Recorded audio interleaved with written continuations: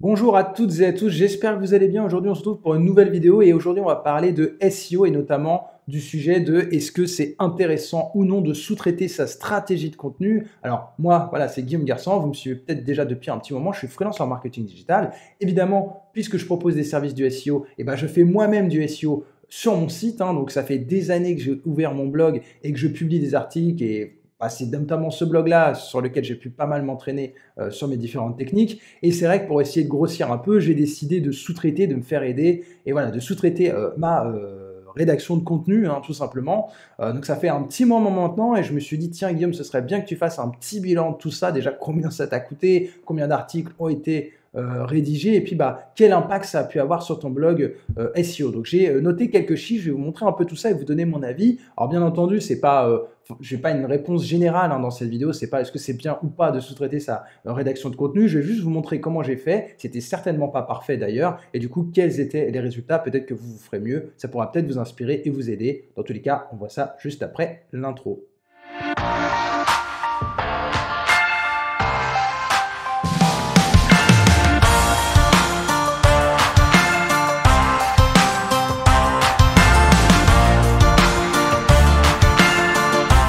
Ok, donc là, on se retrouve sur mon site, donc peut-être que vous ne le connaissiez pas. Alors, c'est un site qui existe depuis quand même pas mal de temps. Alors, j'avoue que les premières années d'existence, je crois que j'avais pris le nom de domaine en 2015.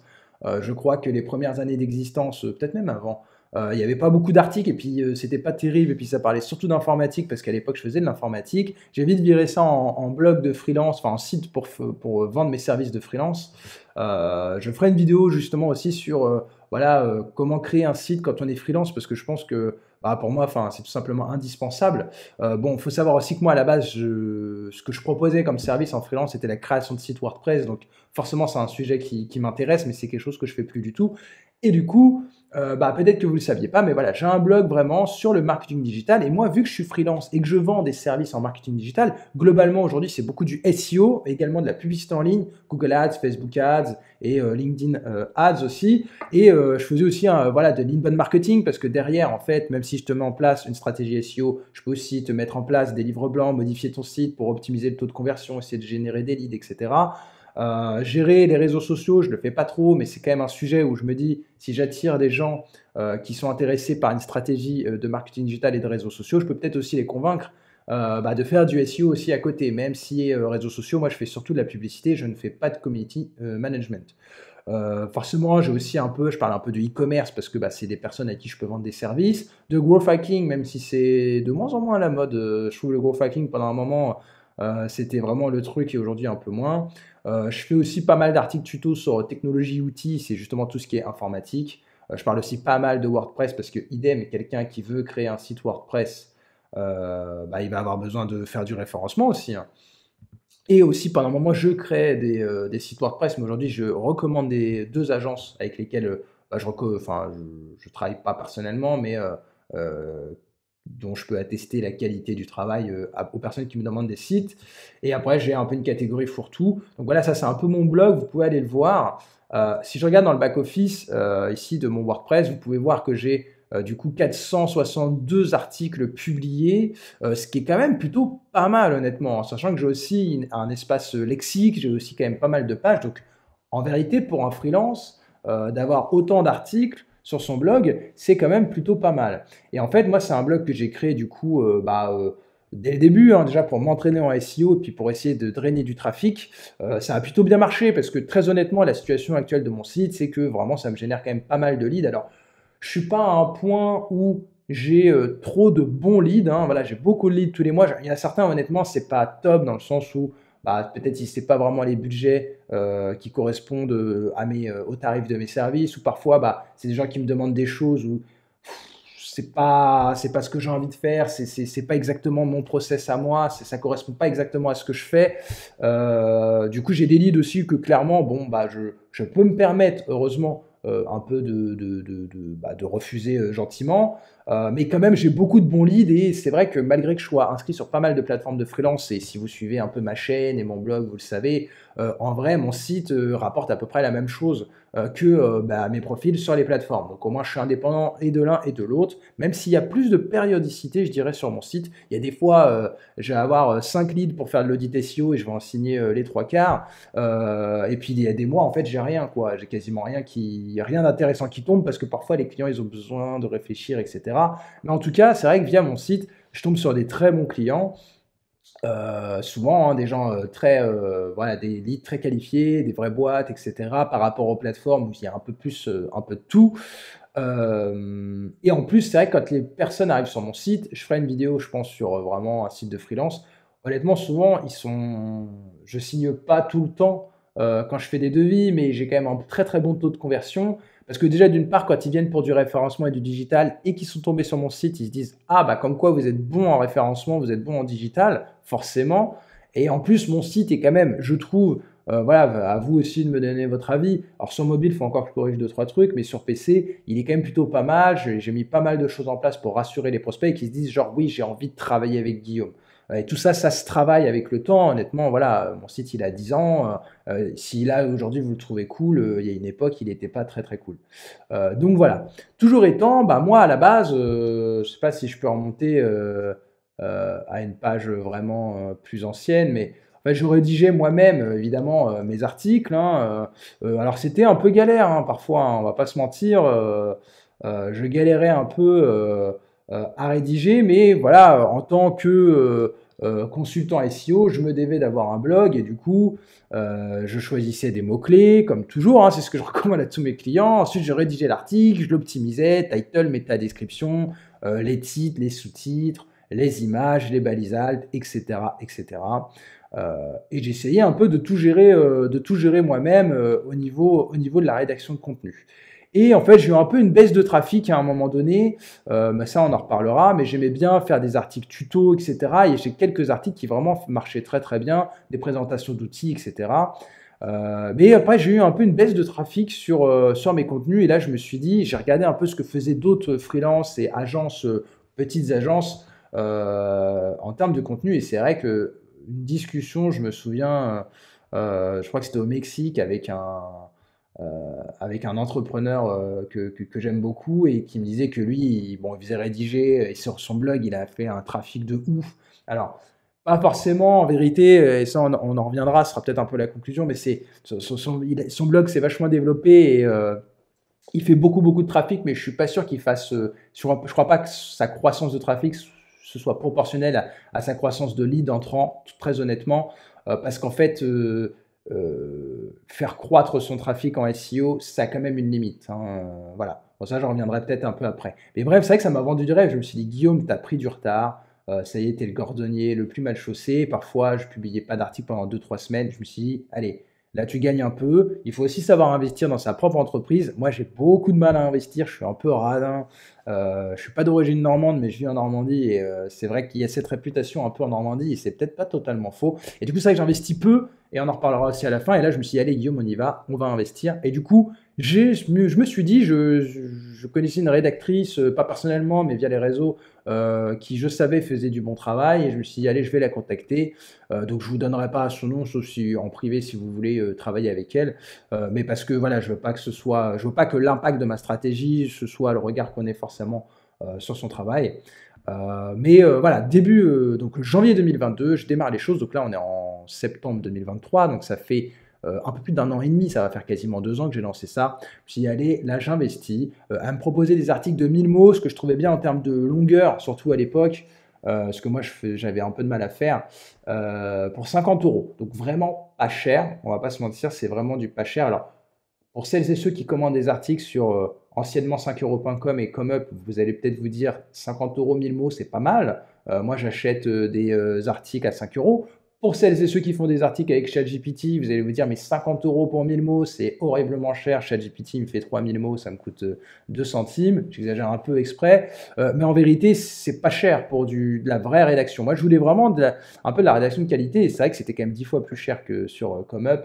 Et du coup, je me disais, c'était pas trop mal. En tout cas, moi, j'ai demandé son tarif, elle m'a dit ça et j'ai pas négocié, quoi. C'était vraiment son tarif. Et moi, j'essaye toujours de payer les freelances comme j'aimerais être payé, c'est-à-dire sans discussion de tarif. Alors après, moi, on me donne un tarif. je ne négocie pas, quoi. Parce que souvent, quand on négocie un tarif d'un prestataire, si c'est pour une tâche à laquelle on compte vraiment, forcément, il va être OK, faire une petite négo, etc. Mais il va être beaucoup moins motivé généralement parce qu'on est tous pareils, on est tous des humains. Et bah, l'argent, c'est ce qui nous fait travailler quand même à un moment donné.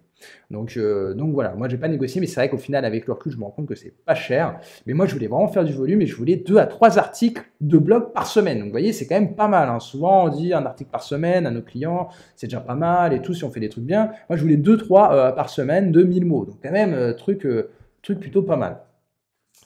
Du coup, j'avais fait un petit brief de rédaction assez précis sur vraiment tout ce que je voulais pour cadrer le truc.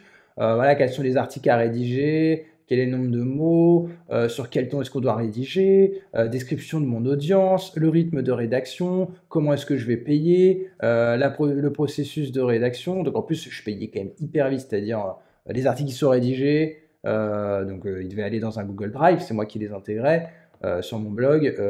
La facture était éditée, je payais direct, en virement instantané. Donc ça, pareil, bon, on s'en fout un peu sur la stratégie de contenu, mais bon voilà, si vous avez des prestataires, payez-les comme ça, vous verrez que vous allez avoir un bien meilleur travail. Enfin, une bien meilleure qualité. Quand on respecte ses prestataires, c'est toujours beaucoup mieux. Donc du coup, j'avais fait une liste de mots-clés, hein, évidemment, on n'a pas rédigé dans le vent. Moi, j'avais fait une recherche de mots-clés, en regardant un peu d'autres blogs sur des sujets liés au marketing qui pouvaient rentrer du coup dans mes catégories, hein, dans mes thématiques. Donc à chaque fois, alors je mets pas le volume de recherche et tout, mais moi je m'en fichais, je veux pas des mots-clés forcément pour 1 million, du moins qu'il y a du volume. Vu que je voulais faire de la quantité d'articles, je voulais vraiment que ça marche. Et du coup, même si c'était 50 de recherche par mois, ça me va très bien. C'était bien aussi pour ma réputation, etc. De toute façon, d'avoir un blog sur ce genre de choses. Donc après, la rédactrice me faisait les titres des articles et me publiait, me mettait les articles dans un dossier Google Drive. Et après, moi, du coup, j'avais plus qu'à les intégrer, copier-coller sur mon WordPress. Je pouvais mettre des indications si j'avais besoin, voilà, mais au final, je n'ai pas trop fait, et cocher la case pour dire que c'était rédigé. Et du coup, au début, il y en avait 87, mais après, j'en ai rajouté petit à petit. Et du coup, ouais, voilà, les articles, du coup, ils allaient ici, hein, voilà, pour tout vous dire, hein, tac, tac, tac, les articles, ils étaient là. Dès qu'ils étaient publiés, hop, je les mettais là-haut. Après, j'ai changé parce que j'ai utilisé Doki. Vous devez peut-être connaître Doki. Je crois que j'ai fait une vidéo sur Doki. Il y avait un deal sur, je sais plus quelle plateforme là, qui vous fait des deals où vous payez un prix et vous avez accès à vie à l'outil qui permet d'optimiser sémantiquement un article. Du coup, après, je lui ai dit, voilà, on passe sur Doki, on peut donner accès à ses rédacteurs, rédactrices. Je voulais tester cette approche aussi sur Doki, ce qui marche très bien d'ailleurs, hein. Voilà, vous pouvez mettre vos mots-clés. Après, ça vous fait les recommandations d'optimisation sémantique, Doki. Et puis, vous pouvez mettre le plan, etc. La personne, la rédactrice, elle rédige l'article dessus, ça donne un score. Voilà, un peu comme Your Text Guru et tous ces outils d'optimisation sémantique. Donc, il y a pas mal d'articles après qu'on a arrêté de mettre dans Google Sheet. Enfin, pas mal.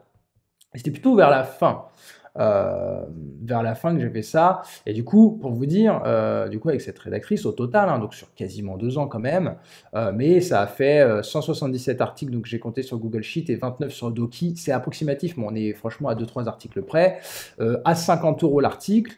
Ça faisait un budget total que j'ai dépensé, ça doit être à peu près, encore une fois, ça doit être à quelques centaines d'euros, mais vraiment on n'est pas loin. 10 300 € dépensés au total sur 1 an et demi, soit environ 600 € par mois. Donc vous voyez, là, j'ai quand même pas fait mon radin. Clairement, je trouve pour un freelance d'avoir ce budget-là de rédaction pour son propre site, c'est quand même plutôt pas mal. Enfin, moi, je trouve. Après, on y reviendra sur l'utilisation de ce budget, même malgré la somme. Après, tout dépend aussi de ce qu'on achète, hein, parce que 10 000 €, c'est pas 10 000 €, c'est tout dépend ce qu'on a derrière. Mais voilà, moi, j'ai eu du coup à peu près 200 articles de blog. Donc ça a doublé, hein, clairement, mon nombre d'articles, hein, parce que en fait, si vous regardez, j'ai 400 articles et des brouettes. Il y en a 200, ça a dû être fait sur 4 ans, et 200 en 1 an, 1 an et demi, quoi. Donc vraiment une accélération. Et du coup, bah voilà, qu'est-ce que ça m'a vraiment apporté tout ça. Faut aussi savoir qu'entre-temps, là, depuis mai, du coup, j'ai arrêté avec cette rédactrice parce que bah voilà, j'ai voulu tester. Et moi, voilà, mon blog, c'est mon labo de freelance SEO, quoi. Je teste tout, même les trucs un peu dégueulasses. Donc, ChatGPT, forcément, j'ai travaillé des prompts, etc.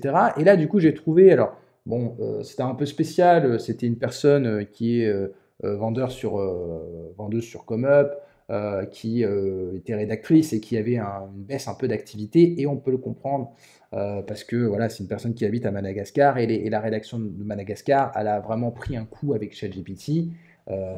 Et bref, moi je me suis dit, bah écoute, je vais te proposer un forfait mensuel, je te paye tant, et bah, tu me dédies tant d'heures de travail.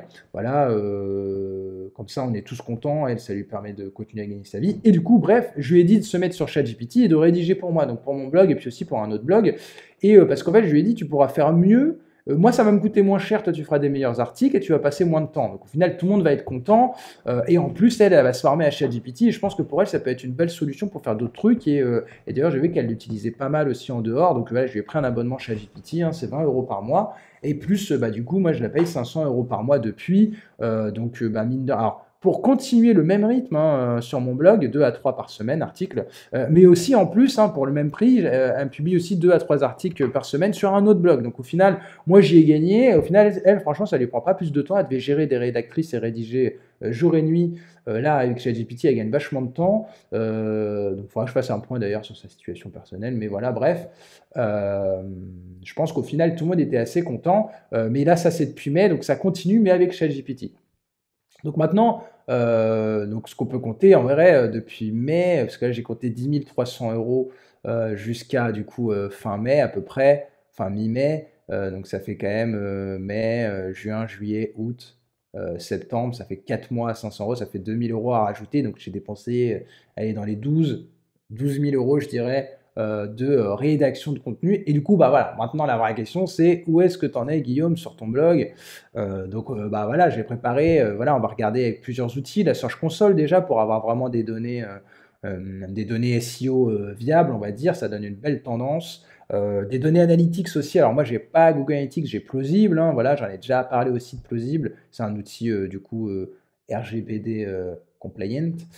Et on va aussi regarder avec SEMrush et avec SEO Ranking, voilà, parce que bah, SEMrush, moi, je ne paye pas 150 milliards de dollars par mois, parce que ça va vite arriver à ces prix-là, SEMrush. Du coup, j'ai SEO Ranking, mais quand même, SEMrush, la base de données de mots-clés est quand même plutôt pas mal, et du coup, c'est plus parlant pour tout le monde, donc on peut quand même voir un peu le trafic que ça fait un site en estimatif. Donc au niveau de la Search Console, là, j'ai fait l'évolution depuis le plus longtemps possible, et au final, il me met au max mai 2022, en sachant que moi j'ai commencé ma stratégie. Je vais essayer de voir si je peux pas faire quelque chose quand même. Est-ce que je pourrais pas mettre janvier, tac, 2022, ce serait quand même cool. Mais je crois qu'il y a une limite de durée à laquelle on peut remonter, et du coup il m'a mis mai 2022. On va voir. Non, c'est vraiment, je ne peux aller que jusqu'à mai 2022. Ce qui est tout à fait pénible. En fait, on peut remonter sur les 16 derniers mois max. Donc, je n'ai pas l'évolution du trafic sur la Search Console depuis le début, mais quand même depuis mai, en sachant que j'ai commencé en janvier 2022 et qu'aujourd'hui, voilà, on est en septembre. Et du coup, bon, on peut regarder et les clics et les impressions globalement. Vous voyez quand même la courbe, on voit que bah, ça a fait que de grossir à partir de mai, mais bon, dommage, on n'a pas via cet outil-là, mais on a les autres outils qui nous donneront aussi des informations depuis janvier. Mais de toute façon, la stratégie de contenu elle a été mise en place en janvier, ça a commencé véritablement à se mettre en place en février, et les résultats en SEO, ça met parfois un peu de temps. Donc dans tous les cas, voilà, ça respecte un peu le début, et je devais commencer à avoir déjà des résultats depuis un petit moment, parce que faut savoir que moi, j'avais eu quand même pas mal de résultats en gérant moi-même, et comme je vous disais, j'avais une baisse vraiment 2020-2021, grosse baisse de trafic. J'avais toujours des leads, mais quand même grosse baisse de trafic, et du coup, bah là, ça avait commencé quand même à remonter, on peut voir, hein. Là, on peut même voir jusqu'à décembre. Clairement, ça a bien remonté 2022. Là, après, bah, baisse, hein, baisse clairement en décembre du trafic. Janvier, février, pareil. Et là, ça recommence doucement, ça a remonté un peu, et ça recommence doucement à grimper. Mais c'est vrai que si on regarde sur la Search Console, globalement, évidemment, on produit quand même 2-3 articles par semaine, hein. Donc, si on suit la logique de n'importe quel freelance, consultant SEO qui dira produisez du contenu, votre trafic il va grossir, ça devrait grossir. Là, c'est vrai qu'il n'y a pas une croissance phénoménale. Globalement, on est sur une courbe qui n'est pas plate, mais globalement quand même qui évolue pas énormément, hein. C'est peut-être pas une analyse scientifique hyper irréprochable, mais enfin, quand même, voilà, on voit quand même qu'il y avait une croissance, quand même, ça avait un peu doublé, hein. J'étais au début voilà, aux alentours de 300 clics par jour, et j'ai été vite monté quand même dans les 600 clics par jour. On est quand même sur un doublement du trafic, ce qui est quand même énorme en termes de résultats, hein. Attention, hein, je ne minimise pas ça, mais après voilà, on est revenu un peu sur une baisse quand même du trafic. Et encore que, en fait, si je masque ça, en fait, on est plutôt sur une courbe à peu près plane, et quand même, voilà, on est quand même resté sur les parfois les 600 clics par jour. Mais bon, vous voyez globalement, il y a une petite croissance, mais c'est pas non plus, voilà, c'est pas ce à quoi je m'attendais en fait en investissant autant, en sachant que j'avais quand même un trafic à peu près stable, même s'il avait baissé, mais il s'était stabilisé. Donc je pense que c'était quelques-uns de mes gros articles qui faisaient beaucoup de trafic et qui étaient peut-être pas top, qui se sont pris un peu une claque. Mais voilà, je m'attendais en investissant autant à vraiment quelque chose, genre je me suis dit, Guillaume, tu fais ton Qatari, quoi. Donc si on regarde avec les autres outils, avec Plausible, du coup, c'est le lien marche pour l'évolution de mon trafic. Là, ça vous donnera, du coup, si on met all time. Voilà, donc alors c'est le début. Alors, ça a importé mes données Google Analytics. Donc là, au début, c'est des données Google Analytics. Donc au début, mon trafic, il a fait grossir. Vous voyez, mon blog, je l'avais lancé un peu, vous voyez, depuis 2015. C'est exactement ça. Mais au début, il y avait quasiment rien. Après, ça avait vachement grossi et tout, ma stratégie de contenu. Et là, je faisais tout seul, hein. Vraiment, ça marchait trop bien. Et après, voilà, je m'étais pris une grosse baffe, c'est ça, en 2020. Là où j'étais monté à plus de 20 000 visiteurs par mois, j'étais redescendu voilà, dans les 10 000. En vrai, ce qui est bien, mais ça fait jamais plaisir. Après, ça avait un peu remonté. Et après, je m'étais repris un peu une claque. Pourtant, j'étais remonté dans les 20 000 et je m'étais repris une claque. On dirait un peu le Bitcoin. Mais bon, à part que lui, il grossit quand même toujours. Et après, bon là, quand même, vous voyez, depuis janvier 2022, si on regarde quand même, il y a quand même une belle croissance quand même. Donc voilà, en vérité, je fais un peu ce débriefing un peu en live avec vous aussi. J'avoue que j'ai pas trop regardé, mais c'est vrai que vous voyez ici quand même, il y a une belle courbe. Alors ici, j'ai eu à un moment donné mon tracking en mars qui a sauté. Donc après, ça a repris là-bas en mai. Et vous voyez que c'est resté en fait sur les 20 000 à peu près. Donc on est quand même remonté à mes 20 000, mais au final, malgré cet investissement, en fait, si vous voyez ici, cette croissance de trafic, c'est que moi tout seul, sans investissement, donc je n'ai pas dépensé 10 000 euros, et avec une baisse, et après, en investissant 10 000 euros, au final, ça a grossi, mais je trouve que par rapport au volume d'articles qui sont produits, l'évolution n'est pas si énorme que ça, globalement. Donc après, si on regarde avec SEMrush, là, ça c'est mon site. Si je fais permanent, en fait, vous allez voir à peu près les mêmes courbes. L'estimation n'est pas trop faussée en vrai, mais bon, quand même, elle est un peu comme toujours. SEMrush, ça reste estimatif. En sachant que sur Plausible, j'ai le trafic qui vient de Google et des autres, mais en fait, si vous regardez les sources, j'ai quasiment que du trafic SEO, donc en vérité, je ne fais pas de pub et tout.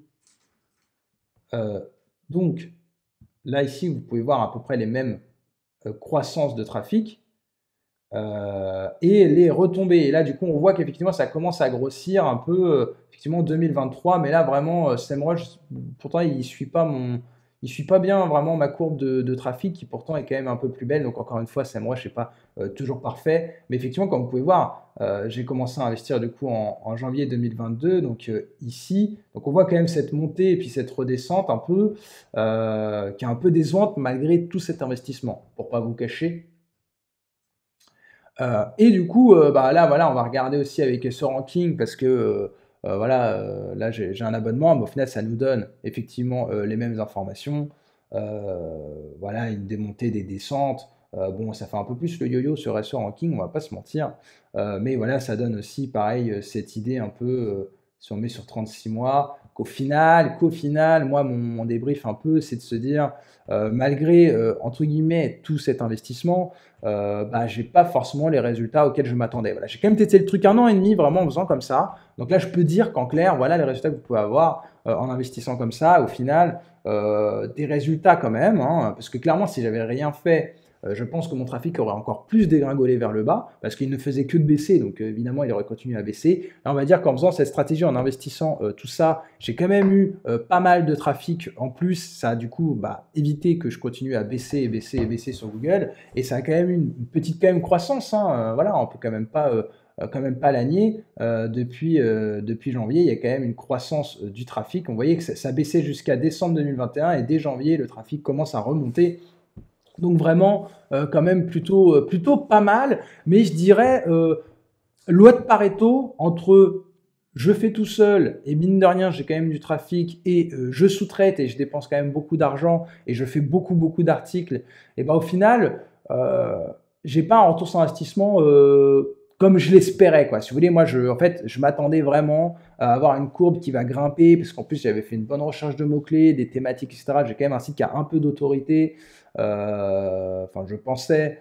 Et donc, voilà, je pensais vraiment que ça allait beaucoup plus grossir et qu'il fallait juste être un peu patient et que ça allait exploser. Comme moi, d'ailleurs, ça l'avait fait un peu pour mon site, hein. Franchement, il avait un peu décollé comme ça au bout de quelques mois. À l'époque, j'apprenais le SEO, etc. Et du coup, c'est vrai que c'était un peu ce que j'avais lu, que ça prenait des mois. Et effectivement, c'était vrai. Et ça avait marché. Et c'est ça qui m'a fait vraiment kiffer le SEO, d'ailleurs. Donc, voilà. Après, globalement, voilà un peu quand même mon retour là-dessus. C'est que sous-traiter, c'est bien. Alors, je pense qu'il y aurait deux solutions.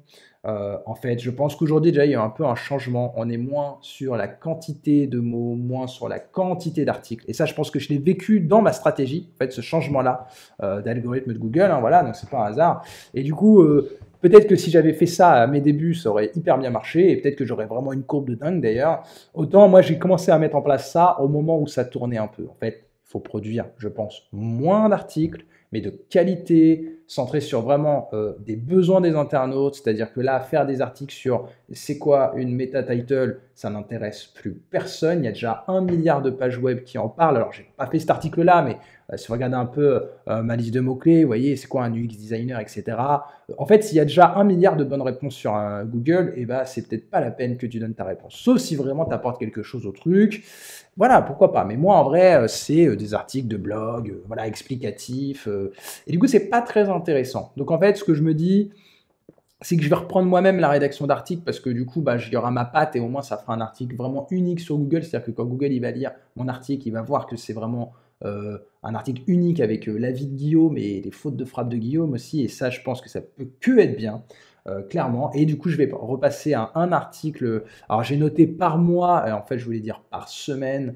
Je vais corriger parce que c'est quand même mon mémo aussi pour moi, accessoirement. Donc, je voulais faire vraiment un article par semaine parce que 2-3 par semaine, ça fait beaucoup. Et je pense que j'en ferai un par semaine, voire un toutes les 2 semaines. Je fais aussi un peu de YouTube, SEO et tout en parallèle. Et ça peut, je vais essayer peut-être éventuellement de recycler aussi tout ça. Et du coup, ça ajoutera aussi de la vidéo à mes articles. Et ça, c'est assez cool. Parce que malgré tout, après, je vais quand même reprendre un peu les trucs, vous voyez, en fait, les articles quand même que me rédige ma rédactrice avec ChatGPT, c'est quand même plutôt bien. Il y a de l'image, des titres, des sous-titres. Quand il y a de la vidéo pertinente sur YouTube, elle met une vidéo YouTube, elle met des textes en gras. Enfin, vous voyez, quand même, c'est du bon truc, hein. Franchement, c'est du bon travail, hein. Et puis, en plus, le prompt ChatGPT, il est vraiment pas mal.